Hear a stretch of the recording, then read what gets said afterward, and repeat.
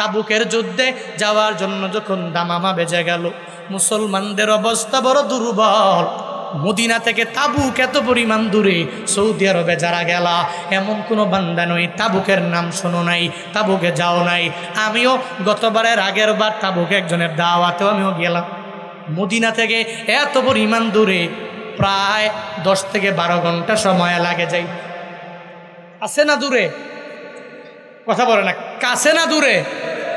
এত পরিমাণ দূরে, এতক্ষণ লাগলে যাইতেই, এরপরে আসা আমার জীবন শেষ। বুঝেন নাই? এত দূর। এবার মসজিদে নববীতে নবী এলান করলেন, মুসলমানদের অবস্থা বড় দুর্বল, কে আসো এই সময়ে তোমরা দান করবা?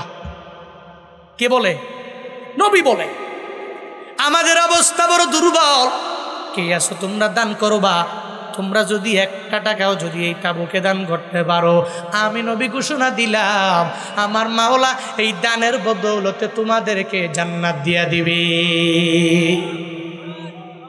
নবীর জবান থেকে দানের এই ওয়াজ শোনার পরে সাহাবায়ে কেরাম তো আর এক জায়গায় বসে থাকতে পারে না, সঙ্গে সঙ্গে সব সাহাবায়ে কেরাম দৌড়াইয়া চলে গেল। এরা টাকা আনার জন্য কেউ কেউ দিরহাম আনবে, কেউ ওট আনবে, কেউ গুড়া আনবে, সব নবীর দরবার থেকে উঠে উঠে বাড়ির দিকে রওনা। কারণ নবী বলছে এই তাবুকে যদি আমি 1 টাকাও দিতে পারি, অল্প যদি দিতে পারি, আল্লাহ পাক এই উসিলে আমারে মাফ করে জান্নাত দিয়া দিতে পারে। নবীর এই কথা শুনে আবু বকর দৌড়ায়া গেল, ওমর দৌড়ায়া গেল, ওসমান আলী সব দৌড়ায়া চলে গেল। একটা পর্যায়ে সব সাহাবায়ে কেরাম যখন তাদের পক্ষ থেকে যার যার সামর্থ্য অনুযায়ী মসজিদে নববীতে আনলো, নবী প্রত্যেকের দানগুলো গ্রহণ করার জন্য বসে গেল। নবী আমার ডেকে বলে, হে আলী, তুমি কি ঘর থেকে আনলা, কি রেখে আসলা? এবার আলী জানায় দিল, এটা এটা আনলাম। নবী আমার হযরতে আলীর বরকতের জন্য দোয়া করলেন। এভাবে সঙ্গে সঙ্গে উসমানকে জিজ্ঞাসা করলেন, রে উসমান, ঘরে কি রাখলা? ওই ঘর থেকে তুমি কি নিয়ে আমার দরবারে আসলা? নবীকে বলার পরে নবী তার সম্পদের বরকতের জন্য রবের দরবারে দোয়া করলো। এরপরে রহমাতুল লিল আলামিন জানায়া দিল, ওমর রে, তুমি আমার দরবারে কি আনলা আর ঘরের মধ্যে তুমি কি রেখে আসলা? এর ফাঁকি দিয়া হযরতে ওমরে ফারুক আর আবু বকরের মাঝে খালি কে আগে যেতে পারবে, নামাজের লাইনে, রোজার লাইনে, দ্বীনি লাইনে, নেক আমলের লাইনে, দানের লাইনে কে অগ্রগামী হতে পারবে, কে প্রথম হয়ে যেতে পারবে, এই চিন্তা নিয়ে দুইজনে বারবার কম্পিটিশন করে, দুইজনে বারবার প্রতিযোগিতা লাগায়া দেয়। একটা পর্যায়ে উমর রাদিয়াল্লাহু আনহু বাড়ি যাওয়ার পরে বাড়ি থেকে যায় বিবিরে বলে, বিবিরে, তাবুকের যুদ্ধের জন্য দান করা লাগবে, এই ঘরের মধ্যে অর্ধেক সম্পদ রেখে দাও, আর অর্ধেক সম্পদগুলো আমায় দাও, আমি এগুলো নিয়ে নবীর দরবারে যাব। বিবি দিয়ে দিলেন। এই অর্ধেক সম্পদ নিয়ে যখন রওনা করে, প্রতিমধ্যে যাওয়ার পরে ওমরে ফারুকে আজম একটু চিন্তা ভাবনা করে, হায় রে, আবু বকরের তো জীবনে একবারও আমি পেছনে ফালাইতে পারি নাই, আজকে আমার সম্পদের অর্ধেক সম্পদ আমি নবীর দরবারে নিয়ে যাব, আজকে আমি আবু বকরের পেছনে ফালাইয়া দিব, আজকে আমি ওমর প্রথম হয়ে যাব, আবু বকর দ্বিতীয় হয়ে যাবে। বান্দারা রে, একটু মনোযোগের কান লাগায় শুই নরে বাবা, আল্লাহ পাক এদের কি পরিমাণ দামি বানায়া দিল, কি কারণে দিল? আল্লাহ পাক এদের এত পরিমাণে দৌলত দিয়ে দিল। আবু বকর ওমর দুইজনে মিলে ঝগড়া করা হালাতে এবার ওমরে ফারুক এই সম্পদ নিয়ে নিয়া নবী যখন বলে, ওমর রে, তুমি কি সম্পদ আনলা, কি ঘরের মধ্যে রেখে আসলা? ওমরে ফারুকে আজম নবীকে বলে, নবী গো, ঘরের মধ্যে আমি সম্পদটারে এক জায়গায় করলাম, আর এই সম্পদগুলো কি আমি অর্ধেক করে আমার ঘরের মধ্যে রেখে আসলাম, আর বাকি সম্পদ নিয়ে আমি আপনার দরবারে নিয়ে আসলাম। তাবুকের যুদ্ধের জন্য এই সম্পদগুলো ধরেন আপনাকে আমি দিয়ে দিলাম। নবী ওমরে ফারুকের জন্য দোয়া করলো, আল্লাহ পাক তোমাকে বরকত দিয়া ভরপুর বানায়া দেখ। ও ওমর, আমি তোমার জন্য দোয়া করে যা দিয়েছে আমি ফি সাবিলিল্লাহ দিয়া দিলাম। নবী আপনি জানেন আমি যখন ইসলামের জন্য আমার টাকা পয়সাগুলো ব্যয় করে আপনার হাতে জীবনের প্রথম আমি কালিমা পড়ে মুসলমান হলাম, সব কাফেরেরা আমার দরবারে আইসা বলে আবু বকর এত বড় বণিক ছিল, এত বড় ব্যবসায়ী ছিল, কিন্তু কি এক ধর্ম পালন করলো, সে তো এখন ক্ষতিগ্রস্ত হয়ে গেল, এই ধর্মে সব টাকা দিয়া দিল। সবাই আমারে ক্ষতিগ্রস্ত বলল গো নবী, আল্লাহ পাক আমার সমর্থনে সূরা আসরটা পর্যন্ত আল্লাহ আমারে মোহাব্বত করে পাঠাইয়া দিল, আল্লাহ আমারে সান্ত্বনা দিয়া দিল। আবু বকর রে চিন্তা করার দরকার নাই, এই কাফেরেরা তোমাকে বারবার ক্ষতিগ্রস্ত বলে কোনো প্রয়োজন নাই। ওয়াল আসরি ইন্নাল ইনসানা লাফি খুসর ইল্লাল্লাযীনা আমানু ওয়া আমিলুস সলিহাত ওয়া তাওয়াসাউ বিল হাক্কি ওয়া তাওয়াসাউ বিস সাবর। আল্লাহ পাক সঙ্গে সঙ্গে জিবরাইলের মাধ্যমে সূরা নাজিল করেছে। আবু বকরকে বলেন তুমি ক্ষতিগ্রস্ত হয়ে যাবা, লাভবান হতে পারবা না। আল্লাহ পাক সঙ্গে সঙ্গে জানায়া দিল আমার আবু বকর ক্ষতিগ্রস্ত হতে পারে না, বরং তারাই ক্ষতিগ্রস্ত যারা আমার আল্লাহর প্রতি ঈমান আনে নাই, যারা আল্লাহর প্রতি ঈমান আনলো আর আল্লাহ রাস্তায় ব্যয় করলো, এরা ক্ষতিগ্রস্ত না, এরা লাভবান। এই ঘোষণা কার ঘোষণা? কি আমার? হ্যাঁ, আল্লাহ পাকের ঘোষণা। আল্লাহ জানায়া দিল আসরের শপথ খেয়ে তোদের বললাম তোরা সব হলো ক্ষতিগ্রস্তের মাঝে, আমার আবু বকর দান করার কারণে ও ক্ষতিগ্রস্ত না, ঈমান আনার কারণে ক্ষতিগ্রস্ত না, সবরের ব্যাপারে সবক দেওয়ার কারণে ক্ষতিগ্রস্ত না, ঈমানের ব্যাপারে হকের কথা মানুষকে বলার কারণে ক্ষতিগ্রস্ত না, বরং পৃথিবীর সব মানুষ ক্ষতিগ্রস্ত ইল্লা হরফে ইস্তিসনা। তবে হ্যাঁ শুনে রাখ, চার দলের চার গুণে গুণান্বিত ব্যক্তি ছাড়া, এক নম্বরে যারা ঈমানওয়ালা, দুই নম্বরে যারা নেক আমল করেনেওয়ালা, তিন নম্বর ওয়াতাওয়াসাউ বিল হক হকের ব্যাপারে একজনে আরেকজনকে উপদেশ দাতা, চার নম্বর সবরের ব্যাপারে একজনে আরেকজনকে উপদেশ দাতা। এই গুণে গুণান্বিত ব্যক্তিরা কি লাভবান না ক্ষতিগ্রস্ত? বলেন না, লাভবান না ক্ষতিগ্রস্ত? ঘোষণাকার আরো জোরে বলেন। ও নাটোর এলাকার যুবক, ও সিংড়ার যুবকেরা, তুমি যদি মনে করো তুমি আল্লাহর জন্য হবা না, যা মন চায় তাই করতে পারো, কিন্তু আল্লাহর জন্য যারা হয়ে যায় আল্লাহ এদের মাফ করে এতের দৌলতটা আল্লাহ দিয়া দেয়। আল্লাহ যাদের জন্য হয়ে যাবে ও বিপদে পড়বে না, মুসিবতে পড়বে না, আল্লাহ তারে এত পরিমাণে দামি বানায়া দিবে। আল্লাহ কয় সব আমি মাওলার জন্য, তুমি আশরাফুল মাখলুকাত, আমি মাওলার জন্য হয়ে যাবা। মনে রাখবা আল্লাহ যদি কোনো বান্দারে ক্ষমা করে জান্নাতে দিয়া দেয়, ওই বান্দা তো পেয়ে গেল, কোনো অসুবিধা নাই। কাউরে যদি কয় জান্নাত দিব না, ও জাহান্নামে যাবে, কেউ তারে জান্নাতের পথে নিতে পারবে না। আমি বক্তা সাহেব যদি বয়ান করি 2 ঘন্টা, 2.5 ঘন্টা, 5 ঘন্টা, 10 ঘন্টা সব এলাকায় গুইরা গুইরা বয়ান, এই বয়ান করার পরে প্রত্যেকটা মানুষ নামাজি হয়ে যাবে এমন না, প্রত্যেকটা মানুষ রোজাদার হয়ে যাবে এমন না, প্রত্যেকটা মানুষ নেক আমলের লাইনে অগ্রগামী হবে এমনটাও হবে না, বরং একজন নামাজি হবে, 2 জন হবে না, 3 জন নামাজি হবে, 5 জন হবে না, 10 জন নামাজি হবে, 20 জন হবে না। আল্লাহ যদি সব মানুষের কথার দ্বারা তোমাকে হিদায়াত নামক দৌলত দিয়ে দিত, তাহলে তো মদিনাওয়ালা নবীর কথা মেনে নিজের চাচা আবু তালেব পর্যন্ত ঈমানওয়ালা হয়ে যাইত। যেই চাচা আবু তালেবের কাছে মদিনাওয়ালা নবী পুরা জীবনটা লাগায়া চাচারে বলল, চাচারে একটু কালিমা পরে মুসলমান হয়ে গেলে দামি হয়ে যাবে, আল্লাহ পাক আপনারে মায়া করে জান্নাত দিয়া দিবে।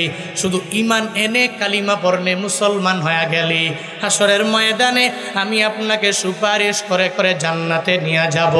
এটা নবী তার চাচারে বলে, নবীর কাছের না দূরের। হ্যাঁ, চাচা ভাতিজা, ভাতিজা চাচারে কি কয়, আপনার আমি জান্নাতে নিয়ে যাবো যদি কালিমা পড়ে। এরপরেও চাচা কালিমা পড়ে না। বারবার বারবার মদিনাওয়ালা নবী বারবার আবদার জানায়, চাচা রে যদি কালিমা পড়ে মুসলমান হয়ে যাও, হাসরের ময়দানে আমি ভাতিজা হইয়া তোমারে সুপারিশ করে জান্নাতে নিয়ে যেতে পারবো। জীবনের শেষ মুহূর্তে যখন বিছানায় শুয়ে পড়লেন, মানে মারা যাবে একটা ভাব, ওই হালাতে চাচার দরবারে যায় বারবার আবদার জানায়, ও চাচা, এই মক্কাতে আমার মা ছিল না, আমার বাবা ছিল না, এই দুনিয়াতে আসার পরে আমি বাবার চেহারা কেমন আমি নবী জানি না, আমি তোমার ভাতিজা বাবার আদর আমি পাই নাই, আমার মায়ের আদরটা আমি 5 বছর হয়ে যাওয়ার পরে 6 বছরের পরে আমি পাই নাই, আমার দাদার আদর আমি 8 বছরের পরে আমি পাই নাই। এই মক্কাতে সবাই কেউ আমার দেখতে পারে না, সব মানুষের ভিড়ে আপনি আমারে এত পরিমাণ মোহাব্বত করলেন, এত পরিমাণে ভালোবাসলেন। চাচা আবু তালেবের একটা গুণ ছিল, ওই গুণটা নবীর এত পরিমাণ ভালোবাসতো, যখন নবীর উপরে আল্লাহ পাক নবুয়তের মাথায় তাজ পড়ায়া দিল, নবী যখন এদেরকে দাওয়াত দিয়া দেয়, এই মক্কার লোকেরা তোমরা কালিমা পড়ে আমার আল্লাহর পথে আগায়া যাও, জান্নাত পাওয়ার জন্য একত্ববাদের বাণীগুলো তোমরা পড়ে নাও, মূর্তি পূজা করবা না, তোমাদের মূর্তি তোমাদেরকে দিতে পারে না। নবী যখন এই কথাগুলো বলতে লাগলো, অটোমেটিক অনেকের মাথা তো গরম হয়ে গেল। আবু জাহালের এত বড় রাজত্ব, এত বড় নেতৃত্ব, কিন্তু আবু জাহাল তো মনে মনে চিন্তা ভাবনা করে, এতদিন পর্যন্ত আব্দুল্লাহর বেটা মুহাম্মদ আমাদের নেতৃত্ব নিয়ে টানাটানি করে নাই, কিন্তু এখন তো ওর ধর্মের প্রচারক হইয়া ধর্মের প্রচার করতে লাগলো। আমরা তো মিথ্যাবাদী, আমরা তো আমানাতের খেয়ানত করি, আমরা তো ওয়াদা করে ওয়াদার খেলাফ করি, মনে মনে এই চিন্তা করি। আর চিন্তা করে মুহাম্মদের দলে সব মানুষেরা তার মায়ার নজরের দিকে তাকায় অটোমেটিক চলে যাবে, তার ব্যবহারে এত পরিমাণ সন্তুষ্ট হয়ে নবীর দরবারে চলে যাবে। আবু জাহাল যাইয়া চাচা আবু তালেবের কাছে অবজেকশন দিয়া দিল, এই ভাতিজার চাচা মানে মুহাম্মদের চাচা, তোমার কাছে আমি বলি, তুমি যার কাছে যাও আর তাকে গিয়া তুমি জানায়া দাও, সে যদি এই কালিমার দাওয়াত বন্ধ না করে তাহলে আমরা তারে বেত্রাঘাত করার জন্য চেষ্টা করব, এই দুনিয়াতে আমরা পাথর নিক্ষেপ করে দুনিয়া থেকে বিদায় করে দিব। কিন্তু চাচা আবু তালেব বলে, ও আবু জাহাল, না না, ও উতবা সাহেবা, না না, আমি কালিমা পড়ে মুসলমান হই নাই, তবে এতটুকু বলতে পারি আমি আমার ভাতিজারে এত পরিমাণ দিল থেকে আমি মহাব্বত করি, যদিও ইমান নানি নাই, এরপরেও তার বাবা নাই, এরপরেও মায়ের আদর দুনিয়াতে আসার পরেও পাইল না, একটা এতিম ছেলে রে তোরা মারবি, আমি তাকায়া তাকায়া দেখব, এটা কশিন কালেও হতে পারে না রে আবু জাহাল। হে আবু জাহাল, উতবা সাহেবা, মুগিরা, শুনে নাও, তোমরা আমার ভাতিজারে একটা টোকা দিবা, একটা বেত্রাঘাত করবা, আমি চাচা হইয়া কশিন কালেও এটা মেনে নিতে পারি না। চাচার এই গুণের কারণে আল্লাহ পাক জানায়া দিলেন, নবী হে, দুনিয়ার সব মানুষের মধ্য থেকে প্রায় লোকেরাই যারা জাহান্নামে যাবে, এদের মাঝে একজন জাহান্নামী হলো আপনার চাচা, তবে আপনার ওই চাচাটা জাহান্নামে যাবে, তার শাস্তিটা একটু হালকা হবে, তারে আগুনের জুতা পরাইয়া দেওয়া হবে, আর কোনো শাস্তি তারে দেওয়া হবে না। ও আল্লাহর বান্দারা, ওই চাচার কাছে নবী বারবার গিয়া বলে, চাচারে একটু কালিমা পরে মুসলমান হয়ে গেলে আমি আপনারে নিয়ে সুপারিশ জান্নাতে নিয়ে যেতে পারবো। যখন এটা বলে সঙ্গে সঙ্গে আবু তালেব জানায়া দেয়, ভাতিজারে, না না, পুরা জিন্দেগি লাগাইয়া শুধু মানুষের কালিমার বিরোধিতা করলাম, শুধু মূর্তি পূজার প্রমোট করলাম, সব মানুষের ইসলাম থেকে দূরে রাখার জন্য চেষ্টা করলাম, কিন্তু ভাতিজারে জীবনের শেষ মুহূর্তে এসে যদি কালিমা পড়ে মুসলমান হয়ে যায়, দুনিয়ার সব লোকেরা আমারে নিমুখারাম বলবে, সবাই আমারে জানায়া দিবে এই লোকটা এত নিমুখারাম, এতদিন পর্যন্ত মূর্তি পূজা করে মৃত্যুর আগে কালিমা পড়লো, সবাই আমারে নিমুখারাম বলবে। না, ও ও ভাতিজা, আমি কালিমা পড়ে জীবনের শেষ মুহূর্তে ঈমান আনতে পারি না। নবী চোখের পানি ফালাইয়া চাচার জন্য যখন কান্না করে, নবীর কান্না তো আমার আল্লাহ সহ্য করতে পারে না। আল্লাহ পাক ডেকে বলে, ও জিবরাইল যাও যাও, আমার মদিনাওয়ালা নবীকে বলো, ওই নবীরে গিয়া তুমি জানায়া দাও, যেই নবীকে আমি না বানাইলে আসমান বানাইতাম না, জমিন বানাইতাম না। দুনিয়াতে এমন কিছু নাই যেই নবীরে না বানাইলে আমি বানাইতাম, কিচ্ছু বানাতাম না, সব আমার নবীর উসিলায় বানাইলাম। ওই নবী কান্না করবে, আমি কশিন কেন মেনে নিতে পারি না। যাও ও জিবরাইল, নবীরে জানায়া দাও, ইন্নাকা লা তাহদি মান আহবাবতা ওয়ালাকিন্নাল্লাহা ইয়াহদি মান ইয়াশা। জানায়া দাও, নবী যারে মোহাব্বত করে তারে হেদায়েত দিতে পারবে না, কারণ হিদায়াত কেউ দিতে পারে না। হিদায়াতের চাবিকাঠি একজনের হাতে, চিল্লায়া বলো তার নাম। কার হাতে? আরো জোরে বলেন। আলেমের হাতে, কোনো পীরের হাতে, কোনো বুজুর্গের হাতে, কোনো নবীর হাতে? আল্লাহ এই পাওয়ার, এই ক্ষমতা, এই সমস্ত কিছু আল্লাহ পাক নিজের কাছেই রেখেছেন। আল্লাহ বলছেন, ওয়ালাকিন্নাল্লাহ ইয়াহদি মান ইয়াশা, বরং আল্লাহ পাক এমন রব, ইয়াহদি মান ইয়াশা, যে কোনো যখন ইচ্ছা যে কোনো ব্যক্তির আল্লাহ চাইলেই হিদায়াত নামক দৌলত দিতে পারে। যারে দিবে না, ওরে হাজার না, যদি 1000 লোকের পানি পড়াই না খাওয়ায়, যদি 1000 লোকের দাওয়াত করে না খাওয়ায়, এরপরেও হুজুর যদি এর পায়ের ধরে মালিশ করে মলম লাগায়, হিদায়াত যদি কপালে না থাকে, ও একদিন পড়বে, বাকি দিন আর পড়বে না। এই জন্য হিদায়াত কার হাতে? আরো জোরে বলেন না। রহমাতুল্লিল আলামিনের জানায়া দেওয়া হলো, হিদায়াত আমার মাওলার হাত। নবী কান্না করবেন না। যদি হিদায়াত আপনার হাতে থাকতো, আপনি চাচারে পরিপূর্ণভাবে দাওয়াত দিয়ে জান্নাতের পথের প্রতীক বানায়া দিতেন। আল্লাহ পাক বলেন, ও আমার বান্দারা, হিদায়াত নামক দৌলতটা আমি আল্লাহ চাইলেই দিতে পারি, যে কোনো বান্দারে দিয়ে দেই। যারে দিব না, ওর একভাবেই দিব না। যারে দিয়ে দিব, ওর শত গুনাহ করার পরে আমি মাওলা দিয়ে দিব। তবে সাবধান, আমি রবের সাথে তুমি শিরিক করবা না। শিরকের গুনাহকে আমি মাওলা ক্ষমা করতে পারি না। ইন্নাল্লাহা লা ইয়াগফিরু আইয়ুশরাকা বিহি ওয়া ইয়াগফিরু মা দুনা যালিকা লিমান ইয়াশা। আল্লাহ পাক বলেন, ইন্নাল্লাহা লা ইয়াগফিরু, নিশ্চয় আল্লাহ ক্ষমা করবেন না, আইয়ুশরাকা বিহি ওয়া ইয়াগফিরু মা দুনা যালিক, আল্লাহর সাথে যেই বান্দা শরীক লাগাইলো, পরিপূর্ণভাবে যেই বান্দা আল্লাহকে না মেনে, আল্লাহর কুদরতি পায়ের মধ্যে সিজদা না দিয়া দুনিয়ার গায়রুল্লাহর মাজারে গিয়ে সিজদা দিয়ে দিল, আল্লাহর কাছে না চাইয়া দুনিয়ার সাধারণ মানুষের দরবারে চাইলো, মানুষের দরবারে সায়েল হয়ে গেল। আল্লাহ পাক বলেন, এই সমস্ত মুশরিকদেরকে আমি আল্লাহ ক্ষমা করতে পারি না। ওয়াগফিরু মা দুনা যালিকা লিমান ইয়াশা, এই গুনাহ ছাড়া সমস্ত গুনাহ আমি আল্লাহ ক্ষমা করে দিতে পারি। আল্লাহ নিজেই তো জানায়া দিলেন, ফায়াগফিরু লিমান ইয়াশা ওয়া ইউআযযিবু মান ইয়াশা, যার ইচ্ছা তারে ক্ষমা করব, যার ইচ্ছা হবে না আমি আল্লাহ ক্ষমা করব না। তবে শর্ত হলো, তুমি শিরকের গুনাহের মধ্যে লিপ্ত হবা না।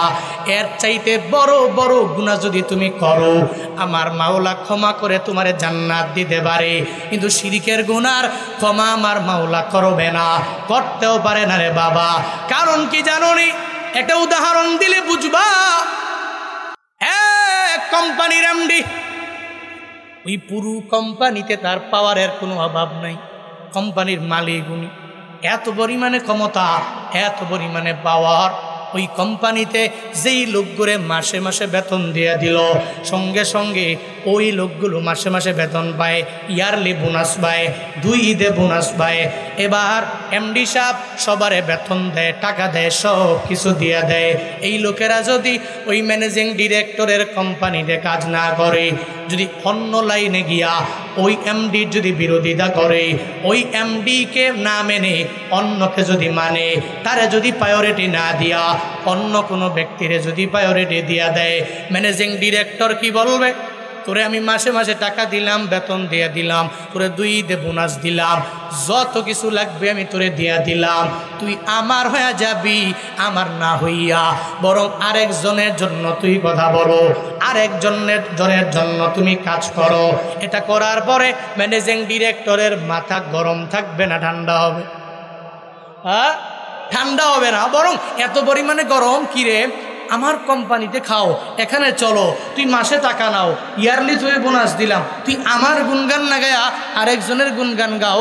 এমডির মাথা যদি গরম হয়, সাধারণ দুনিয়াতে 1 মাসের বেতন দিয়া, 1 বছরের বেতন দিয়া, ঈদের বোনাস দিয়া যদি ম্যানেজিং ডিরেক্টরের মাথা গরম হয়, আল্লাহ কি তোমারে আমারে শুধু 1 মাস খাওয়ায়, 2 মাস খাওয়ায়, 3 মাস খাওয়ায়, 1 বছর খাওয়ায়, 2 বছর খাওয়ায়? আল্লাহ কয় তোরে আসমান দিয়েছি, ফ্রি করে দিয়েছি, উইদাউট এনি চার্জ তুই এটাকে ভোগ করবি, উইদাউট এনি চার্জ তুই জমিনটাকে ভোগ করবি, উইদাউট এনি চার্জ তুই খাবি, তুই ক্রয় করবি, তুই বিক্রি করবি, এই সব কিছু আমার।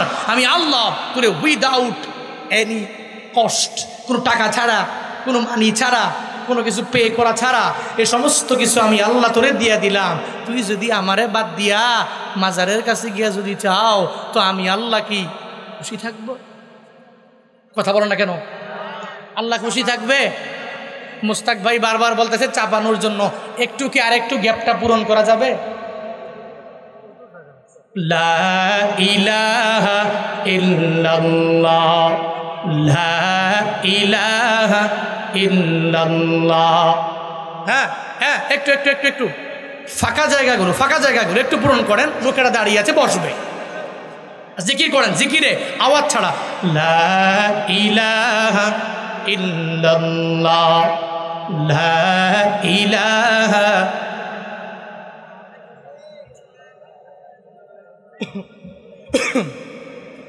সবাই লা ইলাহা ইল্লাল্লাহ, লা ইলাহা ইল্লাল্লাহ, লা ইলাহা ইল্লাল্লাহ, লা ইলাহা, লা ইলাহা ইল্লাল্লাহ, লা ইলাহা ইল্লাল্লাহ, লা ইলাহা ইল্লাল্লাহ, লা ইলাহা ইল্লাল্লাহ, লা ইলাহা ইল্লাল্লাহ। খারাপ লাগতেছে আপনাদের? কষ্ট পাচ্ছেন কি আপনারা? হ্যাঁ, সমস্ত কিছুর ক্ষমতা কার? দিছেন কারে? দিছেন কারে? এখন বান্দা যদি আল্লাহর গুণগান না গায়, আরেকজনের গায়ে, স্বাভাবিকভাবে আল্লাহ রাগ করবে না খুশি হবে? হ্যাঁ, আল্লাহ বলেন তুই শিরিকের গুনাহ করবি না, আমি আল্লাহর বাকি সব গুনারে মাফ করে দিব। তবে শিরিকের গুনারে আমি মাওলা ক্ষমা করে দিতে পারি না রে বান্দা।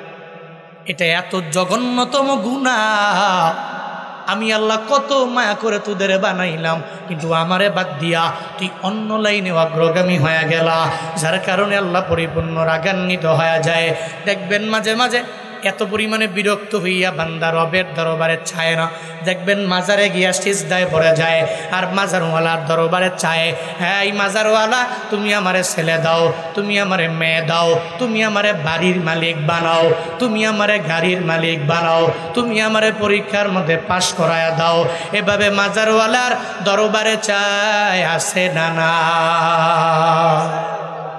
আগে দেখতাম সাধারণ মানুষ, ইসলাম সম্পর্কে যার ধারণাও নাই, ওরা চায়, কিন্তু এখন দেখলাম পুরা ভরপুর মজলিসে বয়ান কর, নিজেরা আলেম দাবি করে। একজন আলেম হইয়া এরপরে উনি নিজেও ছেলেগুলারে নিয়া যখন মাজারে যায়, মাজারের দরবারে গিয়া চায়, ওই যে দরবারে জাহাঙ্গীরিয়া চট্টগ্রামের এক জাহাঙ্গীর হুজুর আছে, যারা ফেসবুকে আসো এমন কোনো লোক নাই তারে তোমরা চিনো না, উল্টা পাল্টা করে ভাইরাল হয়ে গেল। বক্তা অনেক বড়, পুরা এলাকার মধ্যে বিভিন্ন জায়গায় গিয়া বয়ান করে, কারণ আমরা নিজেরাই নিজেদের কথা বলা লাগবে। সব এলাকায় বয়ান করে কোনো শিরিক তুমি করবা না, এক আল্লাহর ইবাদত করো, ওই রবের গুণ কীর্তন তুমি করিও। বিভিন্ন জায়গায় গিয়া বয়ান করে একটা পর্যায়ে গত 2-3 দিন আগে এই যে এসএসসি পরীক্ষা দেয়, দাখিল পরীক্ষা দেয়, এই যে ছেলেরা 4-5 জনের দইরা মাইজ ভান্ডারে গেল। মাইজ ভান্ডারে যায় ভান্ডার শরীফের ওই মাজারের সামনে দাঁড়ায় কয়, ও বাজান, ও বাজান, এই যে ছেলেগুলারে নিয়ে আসলাম, আগে আপনার দরবারে সালাম। এই 4-5 জন ছেলে এরা পরীক্ষা দিয়ে দিবে, ও বাজান আপনি তাদের ভুল ত্রুটি ক্ষমা করে তাদের পরীক্ষার মধ্যে পাশ যাতে হয় এরকম একটা কিছু করে দিবেন, তাদেরকে পাশ করে দিবেন। যে মাজারের মধ্যে মাজারের সাহিত্য ব্যক্তিকে বাজান সম্বোধন করে, আর তাকে বলে এই যে ছেলেগুলো আসলো, এই ছেলেগুলোকে ইমতিহান মে কামিয়াব, তাদের ইমতিহানে কামিয়াব করে দিও। যারা মাজারের কাছে এই ছেলেগুলোর নিয়ে চাইয়া আবার ভিডিও করে পুরো বাংলাদেশে ছড়ায়া দিল, একটা শিরকের প্রমোট করলো। ওই মাজারওয়ালা তো দিতে পারে না, পরীক্ষার মধ্যে এই ছেলেরা দিবে। ওই পরীক্ষায় যাওয়ার পরে, হলে যাওয়ার পরে তাদের ব্রেনের মাঝে, তাদের মেধার মাঝে আল্লাহ পাক এদের মেধা শক্তিকে বাড়ায়া দিতে পারে। দুনিয়াতে কোনো আলেমের শক্তি নাই, দুনিয়াতে কোনো পীরের শক্তি নাই, দুনিয়াতে কোনো বুজুর্গ, ওই বুজুর্গের শক্তি নাই যে একটা বান্দার মেধা বাড়াতে পারে আবার কমাতে পারে। বরং তোমার মেধা আমার বাউলার দরবারে তাহাজ্জুদের নামাজে দাঁড়াইয়া আল্লাহর দরবারে যদি আবদার জানাও, আল্লাহ তুমি আমার মেধাটাকে বাড়ায়া দাও, তুমি আমার স্মরণ শক্তি বৃদ্ধি করিও। আমার মাওলার দরবারে বান্দা তুমি আবদার জানাও, তোমার মাজারওয়ালা তোমারে দিতে পারে না, তার উসিলা নিয়া মাঝে মাঝে মাওলার দরবারে চাইতে পারো। কিন্তু বান্দারে আমার মদিনাওয়ালা নবীর উসিলা নিয়ে চাইতে পারো, কিন্তু এরা দেওয়ার ক্ষমতা নাই, এরা দিতে সক্ষমতাও এদের ভেতরে নাই। দিতে পারে একজন, চিল্লায়া বলো তার না। ইয়া ইলাহি তো মেরা को है, या इलाही तो मेरा सत्तारो है, या इलाही तो मेरा हन्नानो है, या इलाही तो मेरा मन्नानो है। দুনিয়ার কেউ দিতে পারে না, কে দিতে পারে? আর হুজুরে বলেন, ও নাটোরের মুসলমানেরা, দুনিয়ার কেউ দিতে পারে না, চাওয়ার মতো চাইতে পারো। আল্লাহ কয় পৃথিবীর বড় বড় গাদ্দারদেরকে পর্যন্ত আমি আল্লাহ মাফ করি, এদের জামানার সর্বশ্রেষ্ঠ ওলি বানায়া দিলাম, এটা আমি রব পারি।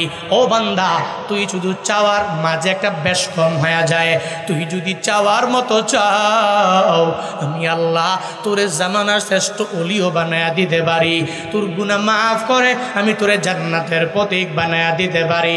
হযরতে ওমর ফারুক আজম মদিনাওয়ালা নবী মসজিদে নববীর মধ্যে বসা, হযরতে ওমর যাওয়ার জন্য রওয়ানা। প্রতিমধ্যে যাওয়ার পরে তাকায়া দেখি একটা যুবক চোখের পানি ফালায়া হাউমাউ করে কান্না করে। ওমরে ফারুক তাকায়া দেখে যুবক হাউমাউ করে কান্না। এটা দেখার পরে নিজের কান্নাও ধরে রাখতে পারে নাই, সঙ্গে সঙ্গে ওমরে ফারুকেরও চোখের পানি চলে আসলো। ও আল্লাহর বান্দারা, দেখবেন পাশের বাড়ির একজন ছেলের মা মারা গেল, মা মারা যাওয়ার পরে সঙ্গে সঙ্গে ছেলেটা চোখের পানি ফালায় কান্না করি। আপনি তার দরবারে যাওয়ার পরে তার কান্না দেখে আপনার কান্না চলে আসলো। দিলটা যদি নরম হয় আপনিও কান্না ধরে রাখতে পারবেন না। মাঝে মাঝে কিছু কিছু ব্যক্তির কান্না দেখে আমাদেরও কান্না চলে আসে, আমরাও চোখের পানিটারে আটকায়া রাখতে পারি না। হযরতে ওমরে ফারুক এত পরিমাণে নবীর গরম সাহাবী, ওই ওমরে ফারুক আজম নবীর দরবারে যাওয়ার জন্য রওনা। প্রতিমধ্যে যাওয়ার পরে তাকায়া দেখে এক যুবকের হাউমাউ করে কান্না, সঙ্গে সঙ্গে উনিও চোখের পানি ফালায়া কান্না করে। একটা পর্যায়ে ওই জায়গা থেকে কান্না করতে করতে নবীর দরবারে চলে গেল। নবী আমার দিকে বলে, ও আমার সাহাবী ওমর, তুমি তো চোখের পানি ফালা কান্না করো না, তুমি আমার এমন এক সাহাবী, যুদ্ধের ময়দানে গেলে তুমি হেরে তোমার বাড়িতে তুমি যাও না, পরাজয় বরণ করো না, তুমি এত পরিমাণে আমার সাহাবী, আল্লাহ পাক তোমার এত পরিমাণ রাগী মেজাজ দিয়ে দিলেন। ওমর রে, কিন্তু পথে কি এমন হয়ে গেল, চোখের পানি ফেলে কান্না করে আমি নবীর দরবারে আসলাম। সঙ্গে সঙ্গে ওমরে ফারুক মদিনাওয়ালা নবীরে বলে, নবী গো, আপনার দরবারে আসার সময় আমি তাকায়া দেখি এক যুবক হাউমাউ করে চোখের পানি ফেলে কান্না করি। আমি তার কান্না দেখে কশিন কালেও নিজেরে আমি ধরে রাখতে পারি নাই, অটোমেটিক আমারও চোখের পানি জ্বলে আসলো। নবী আমার ডেকে বলে, এই উমরে ফারুক, ওই যুবক কেন কান্না কর? বলে আমি জানি না। নবী আমার ডেকে বলে, ওমর যাও যাও, ওই যুবককে ডাইকা নিয়ে আমি নবীর দরবারে হাজির করে দাও। সঙ্গে সঙ্গে ওমরে ফারুকে আজম রওয়ানা। যে যুবকরে বলে, ও যুবক, তুমি গুনাহ করেছো নাকি? বলে, হ্যাঁ, আমি এত বড় গুনাহ করেছি, আমার গুনার ব্যাপারে আমার মা জানে না, আমার বাবা জানে না, আমার পরিবারের লোকেরা জানে না। বলে, চলো চলো মদিনাওয়ালা নবীর দরবারে নিয়ে যাব।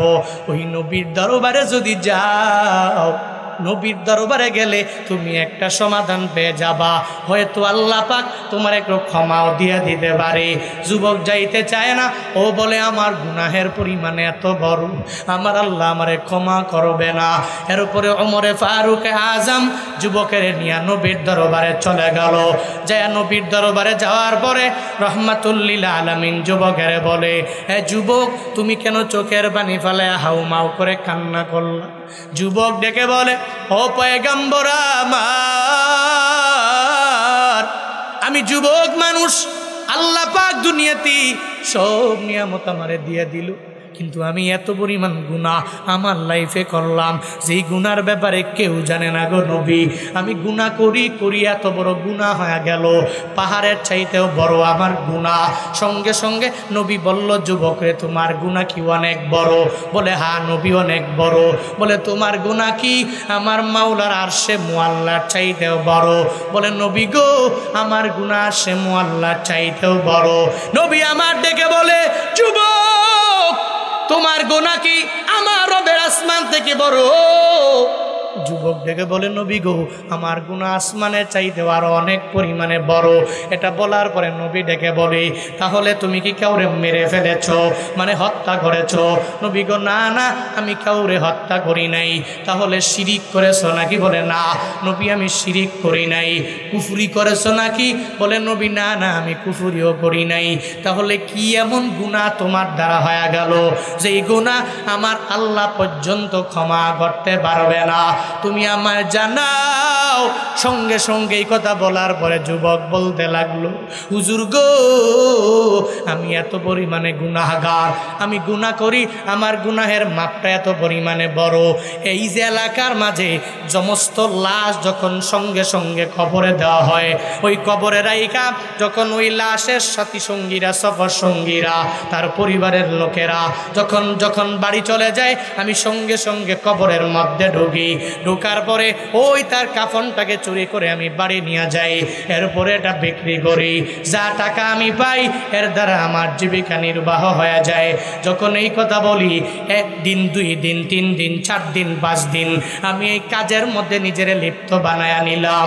একটা পর্যায়ে এই তো কয়েকদিন আগে আমি কবরের ভিতরে ঢুকলাম, ওই কবরে তাকায়া দেখি একটা যুবতীর লাশ ওই কবরের মাঝে। ওই যুবতীর লাশ দেখি, আমি তাকায়া দেখি সে এত সুন্দরী। ওই যুবতীর কবরে ঢোকার পরে আমি তার দেহ থেকে কাফনটারে বের করে নিয়ে নিলাম। ওই কাফনটাকে বের করে এরপরে ওই যুবতীর সাথে আমি জেনা না করে পারলাম না। ওই কবরের মধ্যে ওই মেয়েটার সাথে আমি জেনার কাজের মধ্যে লিপ্ত হয়ে গেলাম। শয়তানের ধোঁকায় পড়ে আমি জেনার কাজ শেষ করে ওই কাপড়টা নিয়ে নিয়ে যখন আমি উপরে আসব, আমি আমার বাড়ি চলে যাব, সঙ্গে সঙ্গে কে যেন আমারে বারবার আওয়াজ দিয়া বলে, ও যুবক তুমি কই যাও, তোমার বাড়ি কই আমার জানা নেই, ব্যাপারে আমার জানা নেই।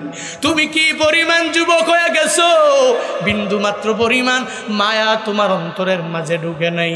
আমার পরিবারের লোকেরা আমার এত আদর করে, মায়া করে, চোখের পানি ফালায়া, কান্না করে, গোসল দিয়া, একটা পবিত্র কাপড় দিয়া পবিত্রা বানাইয়া এই কবরের মধ্যে আমারে রেখে রেখে চলে গেল।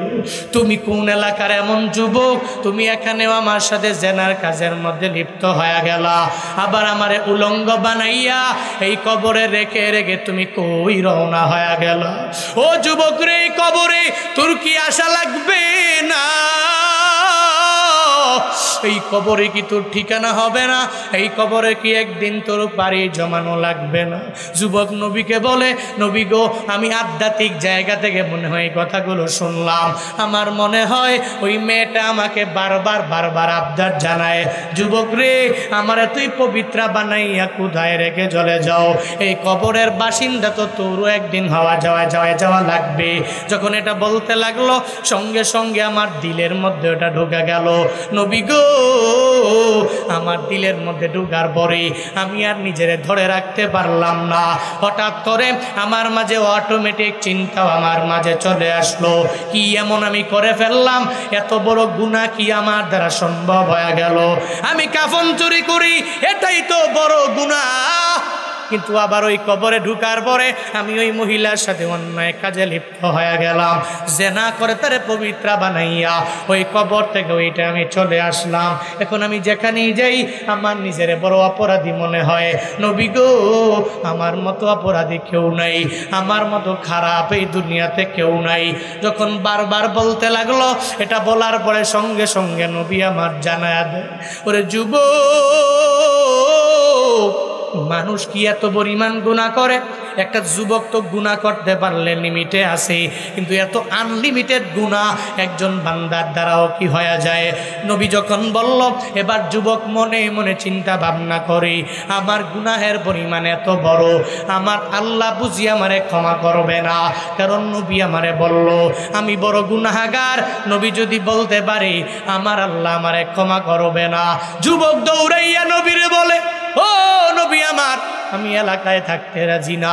নবীর দরবার থেকে একটা দৌড় দিয়া বের হয়ে যায়, একটা বিশাল পাহাড় দেখে, ওই পাহাড়ের চূড়ায় গিয়া একা একা দাঁড়ায়া ওখানে বসে বসে বারবার বারবার ধ্যানমগ্ন করে, আর আল্লাহর দরবারে গুনাহের কথা চিন্তা করে জানা দেয়, ও দয়ার মালিক, আমার গুনাহ এত বড়, এই গুনাহ তুমি ছাড়া কেউ ক্ষমা করতে পারবে না। আল্লাহ গো, আমি গুনাহ করেছি, আমি অন্যায় করলাম, আমি অপরাধ করলাম, আমার মতো গুনাহগার কেউ নাই, আমার মতো অপরাধী কেউ নাই।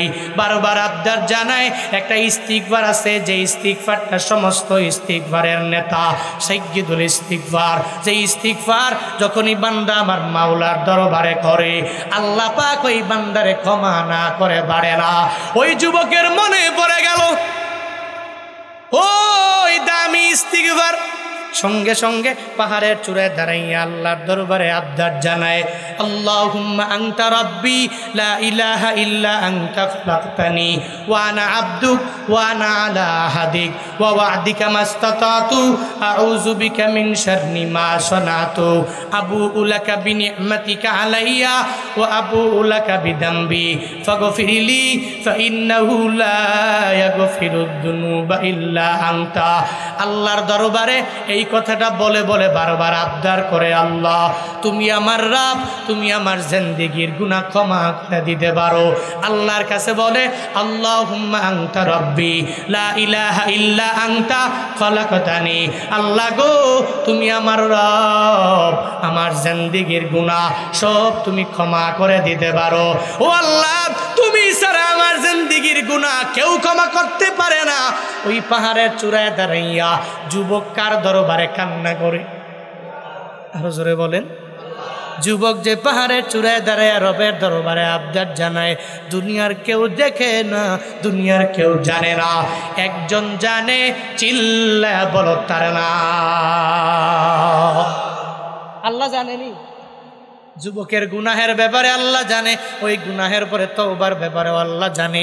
আল্লাহ তো তাকায়া তাকায়া দেখে, আল্লাহ বান্দার পুরা বডিটা দেখে না, বরং অন্তর দেখে, বান্দার মনটাকে দেখে আমার আল্লাহ বিচার করে। সঙ্গে সঙ্গে ওই যুবক যখন বারবার রবের দরবারে কান্না করে, 40 দিন পর্যন্ত এক টানা রবের দরবারে কান্না করে করে চোখের পানি ফালাইয়া এত পরিমাণ অশ্রু ঝরাইল, বারবার রবের দরবারে বলে, আল্লাহ গো, আমার মতো গুনাহগার কেউ নাই, আমার মতো ফাজির কেউ নাই, আমার মতো পাপাচারী কেউ নাই, নফসে আম্মারার ধোকায় পড়ে আমার মতো গুনাহ করনেওয়ালা কেউ নাই। বারবার যখন বলে, আল্লাহ পাকের কাছেও তাওবাটা বড্ড পছন্দ হয়ে গেল। আল্লাহ পাক ডেকে বলে, ও জিবরাইল, আমার মদিনাওয়ালা নবীর দরবারে যাও। আমার নবী জানে না এই যুবক যে এত পরিমাণ তাওবা করে আমি রবের দরবারে কবুল হয়ে গেল। আল্লাহ পাক জিবরাইলের রহমাতুল্লিল আলামিনের দরবারে পাঠায়া দেয়। আল্লাহ বলে, জিবরাইল রে, নবীরে 2টা প্রশ্ন করবি, ওই প্রশ্নের উত্তর নবী দেওয়ার পরে ওই যুবকের ক্ষমার ব্যাপারে নবীরে বলবি। জিবরাইল নবীর কাছে আসলেন, আসসালামু আলাইকা ইয়া রাসূলুল্লাহ, আসসালামু আলাইকা ইয়া হাবিবাল্লাহ। নবী গো, এই যে আসমান আর জমিন কে বানাইছেন একটু বলেন না? নবী সঙ্গে সঙ্গে জানায়া দিল, জিবরাইল রে, এই ছোট প্রশ্ন তুমি আমারে কেন করলা? আমি জানি জানি জানি এই আসমান তো দুনিয়ার কেউ বানায় নাই, আসমান তো আল্লাহ পাক বানাইছে। জিবরাইলকে, নবী গো, এই জমিনটা কে বানাইছে? বলে আল্লাহ বানাইছে। এবার জিবরাইলকে, নবী আমার, এই আসমানের নিচে জমিনের উপরে সমস্ত চতুষ্পদ জন্তু থেকে নিয়া সমস্ত প্রাণীকুলের রিজিকের ব্যবস্থা কে করেন? দুনিয়ার মানুষ নাকি আল্লাহ? মদিনাওয়ালা নবী বলেন, আমার আল্লাহ ছাড়া কেউ রিজিকের ব্যবস্থা করে না, রিজিকের ব্যবস্থা তো আমার আল্লাহ তাআলাই করে দেন। ওয়ামা মিন দাব্বাতিন ফিল আরদি ইল্লা আলাল্লাহি রিজকুহা। আল্লাহ পাক বলেন, ওয়ামা মিন দাব্বা ফিল আরদ, দুনিয়াতে এমন কোনো প্রাণী নাই, এমন কোনো চতুষ্পদ জন্তু নাই, এমন কোনো প্রাণীকল নাই, এমন কোনো প্রাণীর শ্রেণী নাই, ইল্লা আলাল্লাহি রিজকুহা, যে সমস্ত প্রাণীর রিজিকের ব্যবস্থা আল্লাহ পাক করে না। সুবহানাল্লাহ পড়বেন না? আরো জোরে পড়বেন না? কি রাগ করতেছেন নাকি আপনারা? ওমা মিন দাব্বাতিন ফিল আরদি ইল্লা আলাল্লাহি রিজকুহা। আল্লাহ পাক বলছেন, চতুষ্পদ জন্তুর সমস্ত কিছুর রিজিকের ব্যবস্থা তো আল্লাহ করেন, বান্দারে তো আল্লাহই খাওয়ান, সকালের খাবারের ব্যবস্থা এটা আল্লাহই তো করেন, দুপুরে আল্লাহই তো খাওয়ায়, রাতে আল্লাহই তো খাওয়ায়। এই যে 60 বছর 70 বছর 80 বছরের মুরব্বী 80 বছর পর্যন্ত কে খাওয়াইল? আরো জোরে বলেন না? বান্দার যদি মরণ মাগরিবের পর হয়ে যায়, আসরের পর যদি লেখা থাকে, জোহরের পরে যদি রিজিকে থাকে 1 গ্লাস পানি, রিজিকে থাকে 1 প্লেট ভাত, ওই খানার ব্যবস্থাও দুনিয়ার কেউ করে না, মেম্বার করে না, এমপি করে না, প্রধানমন্ত্রী করে না। কে করে? আল্লাহ। জোরে বলেন, কে করে? আল্লাহ পাক। আল্লাহ পাক দুনিয়ার কোনো ব্যক্তির কাছে কিন্তু রিজিকের এই পুরো দায়িত্ব ভাটা দেন নাই। আল্লাহ যদি আমেরিকার ডোনাল্ড ট্রাম্পের হাতের মধ্যে রিজিকের দায়িত্ব বার দিয়ে দিত, ডোনাল্ড ট্রাম্পের ক্ষমতার সময় বলতো জো বাইডেনের খাবার দেওয়া হবে না। জো বাইডেনের হাতে যদি আল্লাহ রিজিকের দায়িত্ব বার্তা দিয়ে দেয়, সঙ্গে সঙ্গে জো বাইডেনের ক্ষমতা বর্তমানে চলমান, ও বলবে ডোনাল্ড ট্রাম্পের দেওয়া হবে না। আল্লাহ যদি আমার প্রধানমন্ত্রীর হাতে দিয়ে দিত, প্রধানমন্ত্রী বলতো, যারা আমারে মানো নাই, আমারে ভোট দেও নাই, তুমকো একজনেরও খাবার দেওয়া হবে না, প্রত্যেকের রিজিকের দরওয়াজা বন্ধ করে দিলাম। খালেদা জিয়া যদি ওনার সময়, ওনার ক্ষমতার সময়ে আল্লাহ যদি রিজিকের দায়িত্ব বাদ দিয়ে দিত, এবার ওনার বিরোধিতা যদি কেউ করে, বলতো রিজিকের দরওয়াজাটা বন্ধ করে দাও। বক্তা সাহেবের কাছে দিলে বক্তা বলতো বন্ধ করে দাও, খতিব সাহেবের কাছে দিলে খতিব বলতো বন্ধ করে দাও।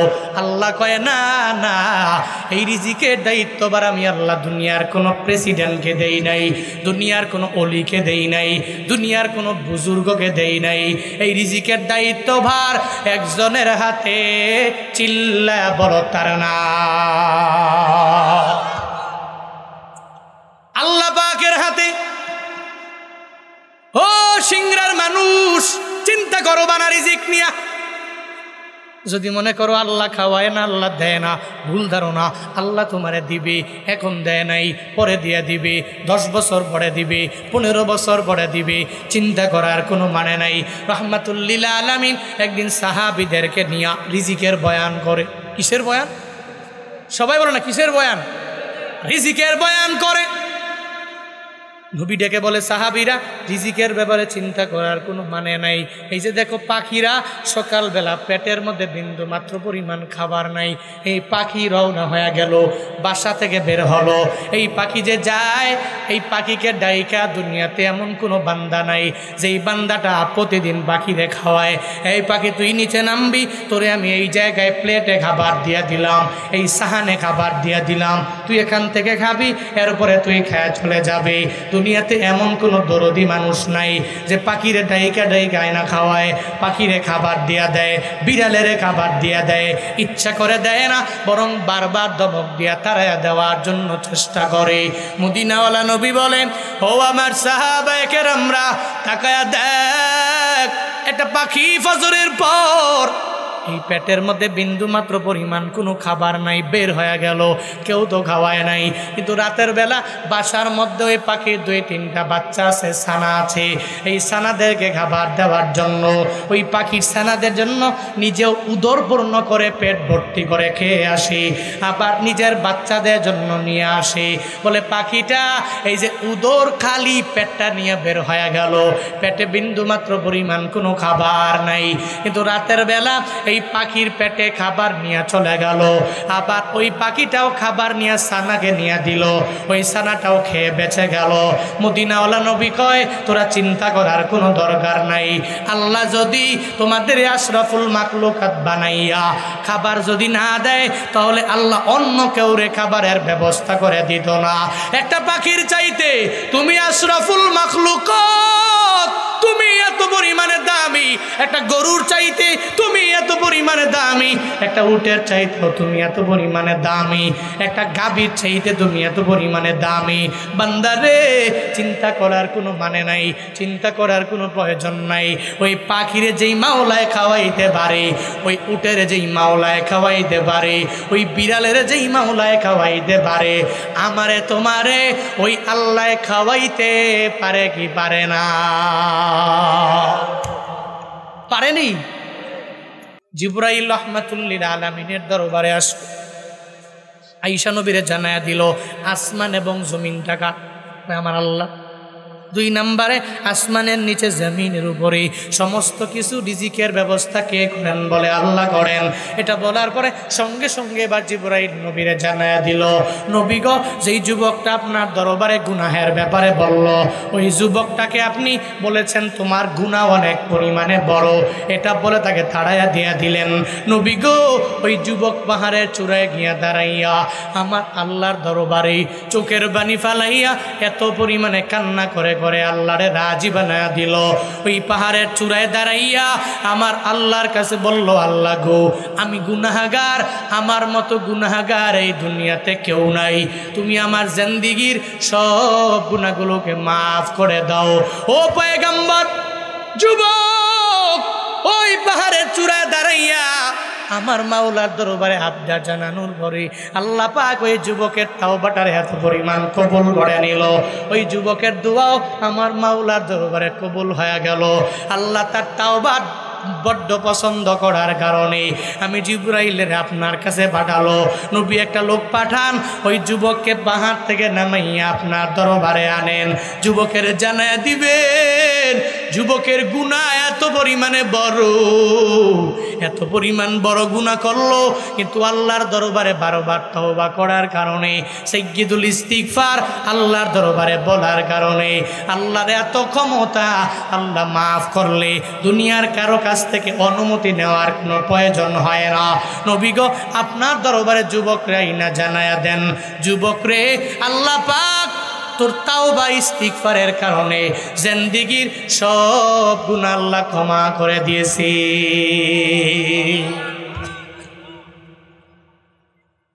যুবকের যে ক্ষমা করলো আল্লাহ পাক জিবরাইলের মাধ্যমে পাঠায়া, এত বড় গুনাহ, এত বড় অপরাধ, এত বড় গুনাহ যে করার পরে আল্লাহ মাফ করে দিল, আল্লাহ কারো কাছ থেকে অনুমতি নেওয়া লাগবে, পারমিশন নেওয়া লেগেছে।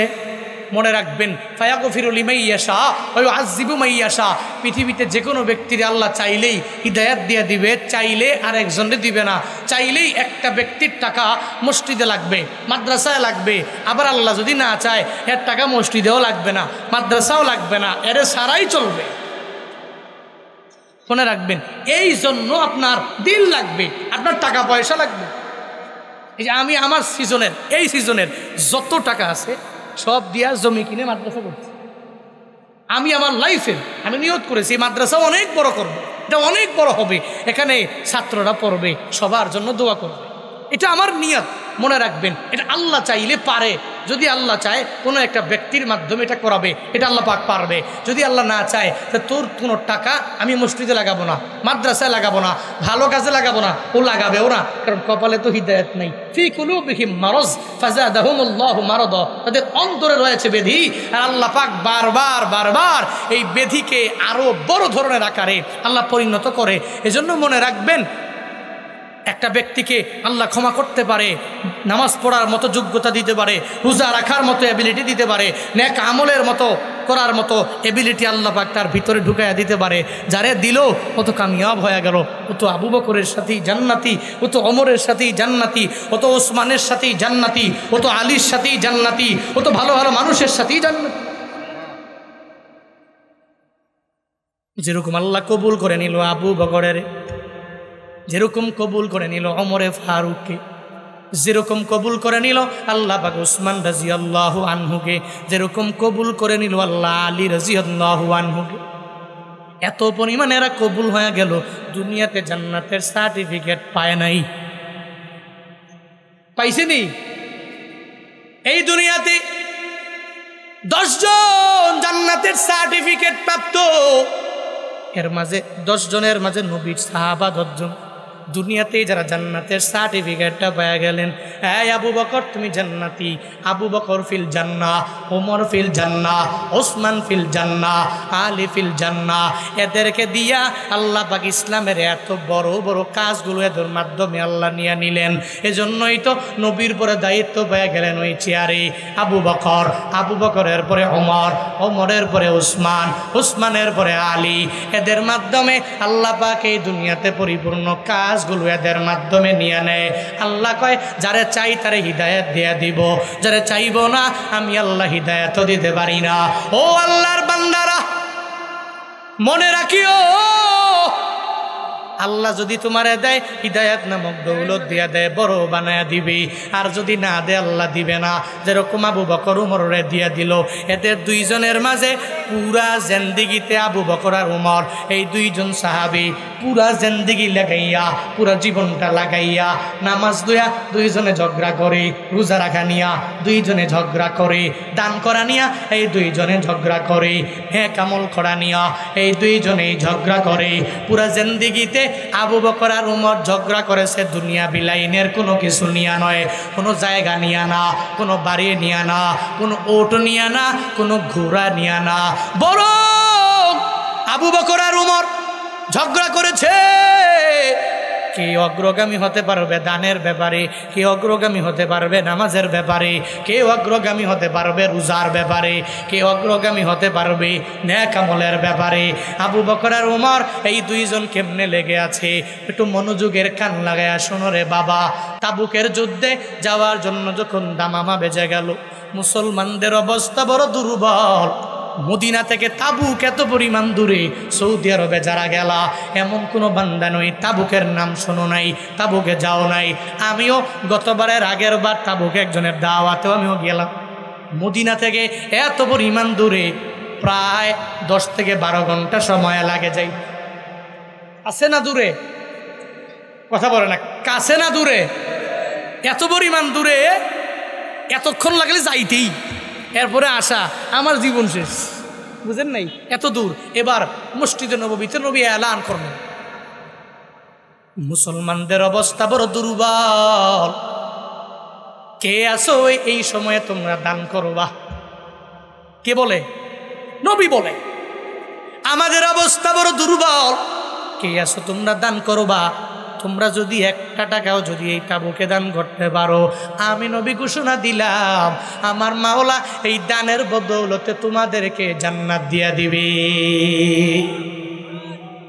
নবীর জবান থেকে দানের এই ওয়াজ শোনার পরে সাহাবায়ে কেরাম তো আর এক জায়গায় বসে থাকতে পারে না, সঙ্গে সঙ্গে সব সাহাবায়ে কেরাম দৌড়াইয়া চলে গেল। এরা টাকা আনার জন্য কেউ কেউ দিরহাম আনবে, কেউ ওট আনবে, কেউ ঘুরা আনবে, সব নবীর দরবার থেকে উঠে উঠে বাড়ির দিকে রওনা।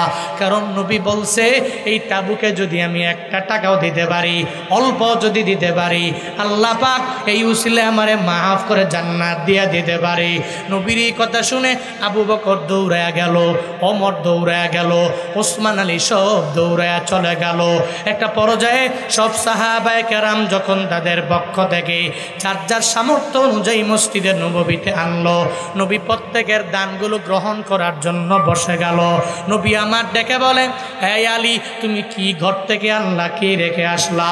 এবার আলী জানায় দিল এটা এটা আনলাম। নবী আমার হযরতে আলীর বরকতের জন্য দোয়া করলেন। এভাবে সঙ্গে সঙ্গে উসমানকে জিজ্ঞাসা করলেন, রে উসমান ঘরে কি রাখলা? ওই ঘর থেকে তুমি কি নিয়ে আমার দরবারে আসলা? নবীকে বলার পরে নবী তার সম্পদের বরকতের জন্য রবের দরবারে দোয়া করলো। এরপরে রহমাতুল লিল আলামিন জানায়া দিল, ওমর রে তুমি আমার দরবারে কি আনলা আর ঘরের মধ্যে তুমি কি রেখে আসলা? এর ফাঁকি দিয়া হযরতে ওমরে ফারুক আর আবু বকরের মাঝে খালি কে আগে যেতে পারবে নামাজের লাইনে, রোজার লাইনে, দ্বীনি লাইনে, নেক আমলের লাইনে, দানের লাইনে কে অগ্রগামী হতে পারবে, কে প্রথম হয়ে যেতে পারবে, এই চিন্তা নিয়ে দুইজনে বারবার কম্পিটিশন করে, দুইজনে বারবার প্রতিযোগিতা লাগায়া দেয়। একটা পর্যায়ে উমর রাদিয়াল্লাহু আনহু বাড়ি যাওয়ার পরে বাড়ি থেকে যায় বিবিরে বলে, বিবিরে তাবুকের যুদ্ধের জন্য দান করা লাগবে, এই ঘরের মধ্যে অর্ধেক সম্পদ রেখে দাও আর অর্ধেক সম্পদগুলো আমায় দাও, আমি এগুলো নিয়ে নবীর দরবারে যাব। বিবি দিয়ে দিলেন। এই অর্ধেক সম্পদ নিয়ে যখন রওনা করে প্রতিমধ্যে যাওয়ার পরে ওমরে ফারুকে আজম একটু চিন্তা ভাবনা করে, হায় রে আবু বকরের তো জীবনে একবারও আমি পেছনে ফেলাইতে পারি নাই, আজকে আমার সম্পদের অর্ধেক সম্পদ আমি নবীর দরবারে নিয়ে যাব, আজকে আমি আবু বকরের পেছনে ফেলাইয়া দিব, আজকে আমি ওমর প্রথম হয়ে যাব, আবু বকর দ্বিতীয় হয়ে যাবে। বান্দারারে একটু মনোযোগের কান লাগায় শুইন রে বাবা, আল্লাহ পাক এদের কি পরিমাণ দামি বানায়া দিল, কি কারণে দিল? আল্লাহ পাক এদের এত পরিমাণে দৌলত দিয়ে দিল। আবু বকর ওমর দুইজনে মিলা ঝগড়া করা হালাতে এবার ওমরে ফারুক এই সম্পদ নিয়া নবী যখন বলে, ওমর রে তুমি কি সম্পদ আনলা, কি ঘরের মধ্যে রেখে আসলা? ওমরে ফারুকে আজম নবীকে বলে, নবী গো ঘরের মধ্যে আমি সম্পদটারে এক জায়গায় করলাম, আর এই সম্পদগুলো কি আমি অর্ধেক করে আমার ঘরের মধ্যে রেখে আসলাম, আর বাকি সম্পদ নিয়ে আমি আপনার দরবারে নিয়ে আসলাম। তাবুকের যুদ্ধের জন্য এই সম্পদগুলো ধরেন আপনাকে আমি দিয়ে দিলাম। নবী ওমরে ফারুকের জন্য দোয়া করলো, আল্লাহ পাক তোমাকে বরকত দিয়া ভরপুর বানায়া দেখ। ও ওমর আমি তোমার জন্য দোয়া করে যা দিয়েছে আমি ফি সাবিলিল্লাহ দিয়ে দিলাম। নবী আপনি জানেন আমি যখন ইসলামের জন্য আমার টাকা পয়সাগুলো ব্যয় করে আপনার হাতে জীবনের প্রথম আমি কালিমা পড়ে মুসলমান হলাম, সব কাফেরেরা আমার দরবারে আইসা বলে আবু বকর এত বড় বণিক ছিল, এত বড় ব্যবসায়ী ছিল, কিন্তু কি এক ধর্ম পালন করলো, সে তো এখন ক্ষতিগ্রস্ত হয়ে গেল, এই ধর্মে সব টাকা দিয়া দিল। সবাই আমারে ক্ষতিগ্রস্ত বলল গো নবী, আল্লাহ পাক আমার সমর্থনে সূরা আসরটা পর্যন্ত আল্লাহ আমারে মোহাব্বত করে পাঠাইয়া দিল, আল্লাহ আমারে সান্ত্বনা দিয়া দিল। আবু বকর রে চিন্তা করার দরকার নাই, এই কাফেরেরা তোমাকে বারবার ক্ষতিগ্রস্ত বলে কোনো প্রয়োজন নাই। ওয়াল আসরি ইন্নাল ইনসানা লাফি খুসর ইল্লাল্লাযীনা আমানু ওয়া আমিলুস সলিহাত ওয়া তাওয়াসাউ বিল হাক্কি ওয়া তাওয়াসাউ বিস সাবর। আল্লাহ পাক সঙ্গে সঙ্গে জিবরাইলের মাধ্যমে সূরা নাজিল করেছে, আবু বকরকে বলেন তুমি ক্ষতিগ্রস্ত হয়ে যাবা, লাভবান হতে পারবা না। আল্লাহ পাক সঙ্গে সঙ্গে জানায়া দিল আমার আবু বকর ক্ষতিগ্রস্ত হতে পারে না, বরং তারাই ক্ষতিগ্রস্ত যারা আমার আল্লাহর প্রতি ঈমান আনে নাই, যারা আল্লাহর প্রতি ঈমান আনলো আর আল্লাহর রাস্তায় ব্যয় করলো, এরা ক্ষতিগ্রস্ত না, এরা লাভবান। এই ঘোষণা কার ঘোষণা? কি আমার?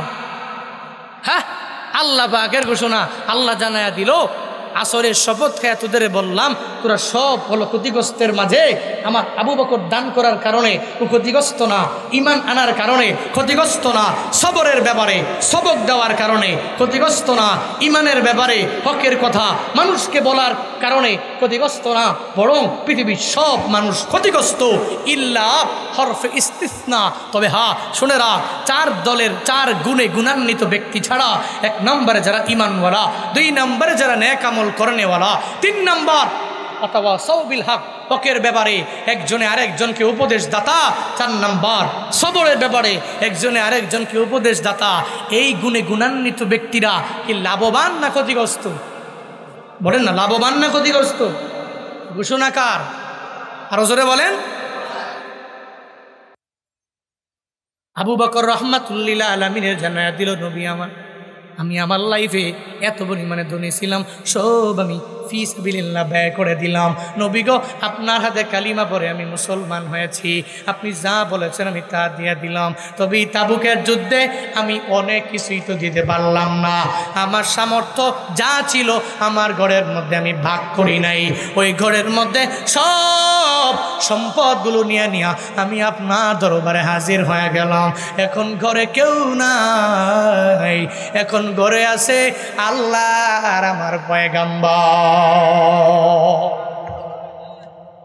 নবী গো আমার ঘরে কেউ নাই, এখন ঘরের মধ্যে আমার আল্লাহ আছে আর পয়গাম্বর আছে, দুনিয়ার কেউ আমার ঘরের মধ্যে আর নাই, এগুলোই আমার আছে। যা সম্পদ ছিল সব সম্পদ নিয়ে নবী আপনার দরবারে হাজির হয়েছি।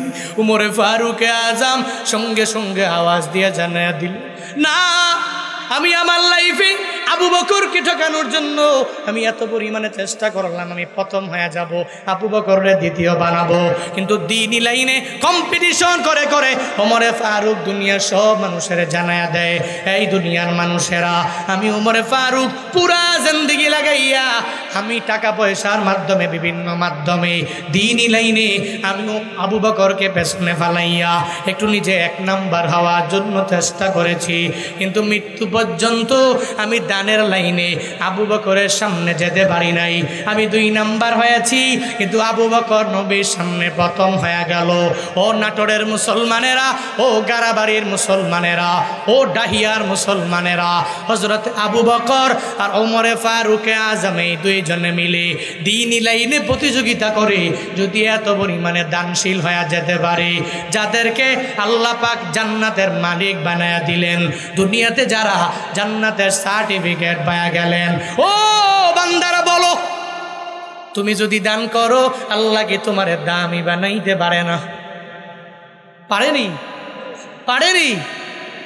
এই যে গাড়াবাড়ি সরিষাবাড়ির এই 2 গ্রামের লোকেরা যদি তোমরা আবু বকরকে অনুসরণ করে নিজের যদি দানশীল বানায় নাও, ওমরকে অনুসরণ করে যদি দানশীল বানায় নাও, আর আল্লাহর দরবারে বলতে পারো, আল্লাহ গো আমি এই 500 টাকা দিলাম, আমি এই 1000 টাকা দিলাম, আমি এই 5000 দিলাম, আমি এই 10,000 দিলাম, সব তোমার জন্য আল্লাহ, তুমি আমারে আবু বকরের সাথে জান্নাতে দিয়ে দিও, ওমরের সাথে জান্নাতে দিও, ওসমানের সাথে জান্নাতে দিও, আমারে আলীর সাথে জান্নাতে দিয়ে দিও।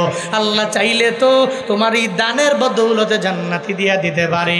আল্লাহ চাইলে তো এই দানের বদৌলতে তোমার জিন্দেগির সমস্ত গুনাহগুলা আল্লাহ পাক ক্ষমা করে দিতে পারে। রে বান্দা, এই ময়দানে আসছো, কার যেন জনম দুঃখিনী মা দুনিয়ায় নাই, বাবা দুনিয়ায় নাই, মা হারাইয়া বাবা হারাইয়া বারবার চোখের পানি ফালাইয়া কান্না করু, বাড়িতে যাওয়ার পরে মায়েরে পাও না, বাবারে পাও না, কোনো জায়গায় বয়ান শোনার পরে মা বাবার কথা বড্ড মনে পড়ে যায়।